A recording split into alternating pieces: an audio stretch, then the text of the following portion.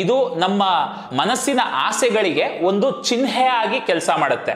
ಪ್ರತಿದಿನ ನಾವು ಎದ್ದು ಇದನ್ನ ನೋಡಿದಾಗ ನಮಗೆ ಅದು ನಮ್ಮ ಆಸೆಗಳನ್ನ ನೆನಪಿಸ್ತಾ ಇರುತ್ತೆ. ಆದ್ರೆ ಯಾವಾಗ ನೀವು ತುಂಬಾ ಸಂತೋಷವಾಗಿರ್ತೀರಾ, ಒಳ್ಳೆ ಮೂಡ್ನಲ್ಲಿ ಇರ್ತೀರಾ, ಅವಾಗೆಲ್ಲ ಇದನ್ನ ಒಮ್ಮೆ ನೋಡಿ ಇದನ್ನ ನಿಮ್ಮ ಮನಸ್ಸಿನ ಪರದೆನಲ್ಲಿ ಮತ್ತೆ ಕಲ್ಪಿಸ್ಕೊಳ್ತಾ ಹೋದರೆ ನೀವು ಆ ವಸ್ತುವನ್ನು ನಿಮ್ಮ ಬಳಿ ಆಕರ್ಷಿಸಲು ಬೇಕಾದ ಸರಿಯಾದ ಒಂದು ಫ್ರೀಕ್ವೆನ್ಸಿನ ಎಮಿಟ್ ಮಾಡ್ತಾ ಇರ್ತೀರಾ. ಹಾಗಾಗಿ ಆದಷ್ಟು ಬೇಗ ಅದು ಬಂದು ನಿಮ್ಮನ್ನು ತಲುಪಲು ಸುಲಭವಾಗುತ್ತೆ. ನಾವು ಇದೇ ರೀತಿ ಒಂದು 10 ಪೈಸೆ ನಾಣ್ಯವನ್ನು ಒಂದು ಚಿಹ್ನೆಯಾಗಿ ಬಳಸಿಕೊಂಡು 2020ರಲ್ಲಿ ಸಿಂಗಪೂರಿಗೆ ಒಂದು ಟ್ರಿಪ್ ಹೋಗಿ ಬಂದೆವು.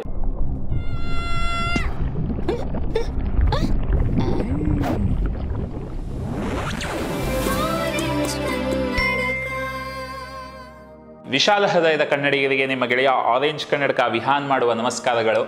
ಗೆಳೆಯರೇ, ರಹಸ್ಯ ಪುಸ್ತಕದಲ್ಲಿ ಆಕರ್ಷಣೆಯ ನಿಯಮದ ಬಗ್ಗೆ ಹೇಳಿರುವ ಹಲವಾರು ವಿಷಯಗಳನ್ನು ನಿಮ್ಮ ಜೊತೆ ಈ ಸರಣಿಯಲ್ಲಿ ಹಂಚಿಕೊಳ್ತಾ ಬಂದಿದ್ದೀನಿ. ಇವತ್ತು ಮತ್ತೊಂದು ಮುಖ್ಯವಾದ ತಂತ್ರವನ್ನು ನಿಮ್ಮ ಜೊತೆ ಹಂಚಿಕೊಳ್ಳಲಿದ್ದೀನಿ.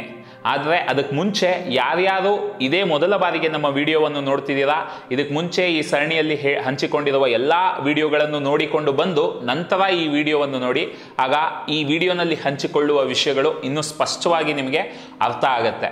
ಈ ಪುಸ್ತಕದಲ್ಲಿ ಹೇಳಿರುವ ಮತ್ತೊಂದು ತಂತ್ರ ಅಂದರೆ ವಿಷನ್ ಬೋರ್ಡ್. ಈ ದೃಶ್ಯೀಕರಣ ಅಂತ ಏನು ಹೇಳಿದೆ ಅದರದೇ ಒಂದು ವಿಸ್ತರಣೆ ಅಂತ ಹೇಳ್ಬೋದು. ಅಂದರೆ ನಮ್ಮ ಆಸೆಗಳು ಏನಿದೆ ಅದಕ್ಕೆ ಸಂಬಂಧಪಟ್ಟಂತೆ ಚಿತ್ರಗಳನ್ನು ನಾವು ಮಾಮೂಲಿಯಾಗಿ ನೋಡುವ ಜಾಗದಲ್ಲಿ ಒಂದು ಕಾರ್ಡ್ಬೋರ್ಡ್ನಲ್ಲೋ ಅಥವಾ ಗೋಡೆಗೆ ಹಾಗೆ ಅಂಟಿಸುವುದು, ಒಂದು ವಿಷನ್ ಬೋರ್ಡ್ ಮಾಡಿಕೊಳ್ಳುವುದು. ಬೋರ್ಡ್ ಅಂದ್ರೆ ಬೇಸಿಕಲಿ ಈಗ ನಾವು ಕ್ಲಾಸ್ ರೂಮ್ ಅಲ್ಲಿ ಒಂದು ಬ್ಲಾಕ್ ಬೋರ್ಡ್ ನೋಡ್ತೀವಿ ಅಲ್ವಾ, ಅದೇ ತರ ಒಂದು ಕಾರ್ಡ್ಬೋರ್ಡ್ ಶೀಟ್ ತಗೊಂಡು ನಮಗೆ ಏನೇನು ಬೇಕು ಅಂತ ಅಂದ್ಕೊಂಡಿದೀವೋ, ನಮ್ಗೆ ಇಷ್ಟವಾದ ಕಾರ್ ಆಗಿರ್ಬೋದು, ನಮ್ಗೆ ಇಷ್ಟವಾದ ಡ್ರೆಸ್ಗಳಾಗಿರ್ಬೋದು, ನಮ್ಗೆ ಇಷ್ಟವಾದ ಮನೆ ಆಗಿರ್ಬೋದು, ಮತ್ತೆ ಇಲ್ಲಿ ಎಷ್ಟು ಚಿಕ್ಕದು ದೊಡ್ಡದು ಅನ್ನೋದು ಮ್ಯಾಟ್ರೇ ಅಲ್ಲ.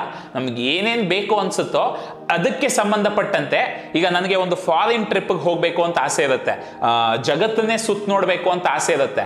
ಆ ರೀತಿ ಯೂಟ್ಯೂಬ್ ನಲ್ಲಿ ಈಗಾಗಲೇ ಬಹಳಷ್ಟು ಜನ ಜಗತ್ತನ್ನ ಸುತ್ತ ನೋಡ್ತಿದ್ದಾರೆ. ಸೊ ಅವ್ರು ಯಾವುದೋ ಒಂದು ಅದ್ಭುತವಾದ ಜಾಗದಲ್ಲಿ ಫೋಟೋ ತೆಗೆದಿರ್ತಾರೆ ಅಲ್ವಾ, ಆ ರೀತಿ ಒಂದು ಫೋಟೋನ ಅಲ್ಲಿ ನಾವು ಅಂಟಿಸುವುದು.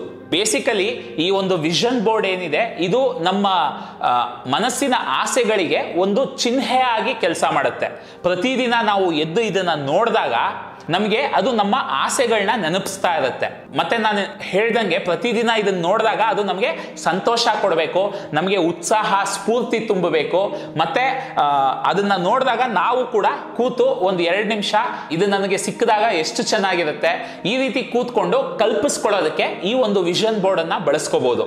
ನಾ ಇದಕ್ಕೆ ಮುಂಚೆನೂ ಹೇಳಿದೆ, ನೀವು ಮತ್ತೆ ವಿಜುವಲೈಸ್ ಮಾಡ್ಕೋಬೇಕಾಗಿಲ್ಲ, ಅದನ್ನ ನಿಮ್ಮ ಮನಸ್ಸಿನ ಪರದೆನಲ್ಲಿ ಮತ್ತೆ ನೆನಸು ನೋಡ್ಕೋಬೇಕಾಗಿಲ್ಲ.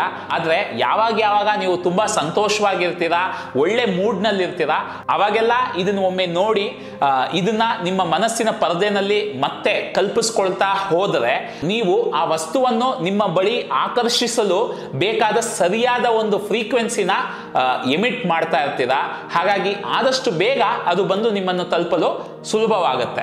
ಈ ಒಂದು ಪುಸ್ತಕದಲ್ಲೇ ಹಂಚಿಕೊಂಡಿರುವ ಕತೆ, ಅವರು ಈ ಒಂದು ವಿಷನ್ ಬೋರ್ಡ್ ತಂತ್ರವನ್ನು ಬಳಸಿಕೊಂಡು ತಮಗೆ ಇಷ್ಟವಾದ ಬಂಗಲೆಯನ್ನೇ ಪಡೆದುಕೊಂಡರಂತೆ. ನಿಜ ಹೇಳಬೇಕು ಅಂದರೆ ನಾ ಇದಕ್ಕೆ ಮುಂಚೆ ವಿಹಾನ್ ವಿಚಾರಗಳಲ್ಲೂ ಹಂಚ್ಕೊಂಡಿದ್ದೀನಿ.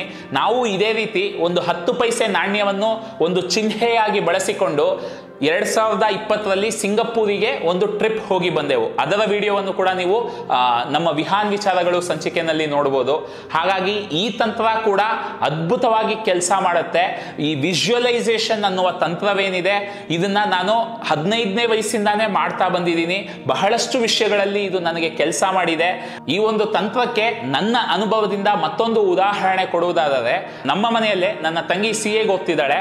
ಹಾಗಾಗಿ IPCC ಎಕ್ಸಾಮ್ ಬರೆಯುವ ಸಮಯದಲ್ಲಿ ಅವಳಿಗೆ ಎಷ್ಟು ಮಾರ್ಕ್ಸ್ ಬೇಕು, ಪ್ರತಿಯೊಂದು ಸಬ್ಜೆಕ್ಟ್ ನಲ್ಲೂ ಎಷ್ಟೆಷ್ಟು ಮಾರ್ಕ್ಸ್ ಬೇಕು ಅಂತ ಒಂದು ಡೂಪ್ಲಿಕೇಟ್ ಮಾರ್ಕ್ಸ್ ಕಾರ್ಡ್ ಪ್ರಿಂಟ್ಔಟ್ ತಗೊಂಡು ಅದರಲ್ಲಿ ಅವಳಿಗೆ ಎಷ್ಟು ಮಾರ್ಕ್ಸ್ ಬೇಕು ಅನ್ನೋದನ್ನ ಅವಳು ಬರ್ಕೊಂಡು ಅದನ್ನ ಇದೇ ರೀತಿ ಒಂದು ವಿಷನ್ ಬೋರ್ಡ್ ಮಾಡಿಕೊಂಡು ಅದರಲ್ಲಿ ಅಂಟಿಸಿಟ್ಕೊಂಡಿದ್ಲು. ಕೊನೆಗೆ ಎಕ್ಸಾಮ್ ಬರೆದ ಮೇಲೆ ಆ ಮಾರ್ಕ್ಸ್ ಕಾರ್ಡ್ ತೆಗೆದು ನೋಡಿದಾಗ ಆ ವಿಷನ್ ಬೋರ್ಡ್ ನಲ್ಲಿ ಏನು ಮಾರ್ಕ್ಸ್ ಬರೆದಿದ್ಲು ಅದೇ ಮಾರ್ಕ್ಸ್ ಅವಳಿಗೆ ಪ್ರತಿಯೊಂದು ಸಬ್ಜೆಕ್ಟ್ ನಲ್ಲೂ ಬಂದಿತ್ತು.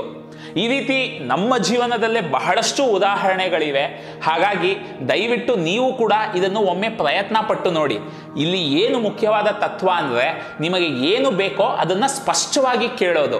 ಈ ರೀತಿ ಒಂದು ವಿಷನ್ ಬೋರ್ಡ್ನಲ್ಲಿ ನಿಮಗೆ ಏನು ಇಷ್ಟವೋ ಅದನ್ನು ನೀವು ಸ್ಪಷ್ಟವಾಗಿ ಪ್ರಾಬಬ್ಲಿ ಕಲರ್ ಪ್ರಿಂಟ್ಔಟೇ ತಂದು ನೀವು ಅಂಟಿಸ್ಬೋದು. ಆದರೆ ನಿಮಗೆ ಏನು ಬೇಕೋ ಅದನ್ನು ಸ್ಪಷ್ಟವಾಗಿ ನೀವು ಪ್ರಕೃತಿಗೆ ತಿಳಿಸಿದಷ್ಟು ನಿಮಗೆ ಅದು ಸುಲಭವಾಗಿ ಬಂದು ಸೇರುವುದು. ಇದೇ ಈ ವಿಜುವಲೈಸೇಷನ್ ಅಥವಾ ವಿಷನ್ ಬೋರ್ಡ್ ತಂತ್ರದ ಒಂದು ಸಾರಾಂಶ. ಇವತ್ತಿಗೆ ಇಷ್ಟು ಸಾಕು ಅಂತ ಅನ್ಕೋತೀನಿ. ಈ ಒಂದು ತಂತ್ರವನ್ನ ಬಳಸ್ಕೊಂಡು ನಿಮ್ಗೆ ಏನಾದ್ರೂ ಇದು ಕೆಲಸ ಮಾಡಿದ್ರೆ ದಯವಿಟ್ಟು ಹೇಗೆ ನೀವು ಇದನ್ನ ಬಳಸ್ಕೊಂಡ್ರಿ, ಏನೆಲ್ಲ ಪಡ್ಕೊಂಡ್ರಿ ಕಮೆಂಟ್ ನಲ್ಲಿ ತಿಳಿಸಿ. ಬಹಳಷ್ಟು ಸಕಾರಾತ್ಮಕ ಮಾಹಿತಿಗಳನ್ನು ಮತ್ತು ಸ್ವಲ್ಪ ಫಿಲ್ಮ್ ಮೇಕಿಂಗ್ಗೆ ಸಂಬಂಧಪಟ್ಟಂತೆ ವಿಷಯಗಳನ್ನು ಕನ್ನಡದಲ್ಲೇ ತಿಳಿಯಲು ನಮ್ಮ ಆರೆಂಜ್ ಕನ್ನಡಕ ಯೂಟ್ಯೂಬ್ ಚಾನಲ್ಗೆ ಹಿಂದೆ ಸಬ್ಸ್ಕ್ರೈಬ್ ಆಗಿ ಬೆಲ್ ಐಕಾನ್ ಒತ್ತೋದನ್ನ ಮರಿಬೇಡಿ. ಮುಂದಿನ ವಿಡಿಯೋನಲ್ಲಿ ಮತ್ತೆ ಬೇಗ ಸಿಗುವ. ಧನ್ಯವಾದಗಳು.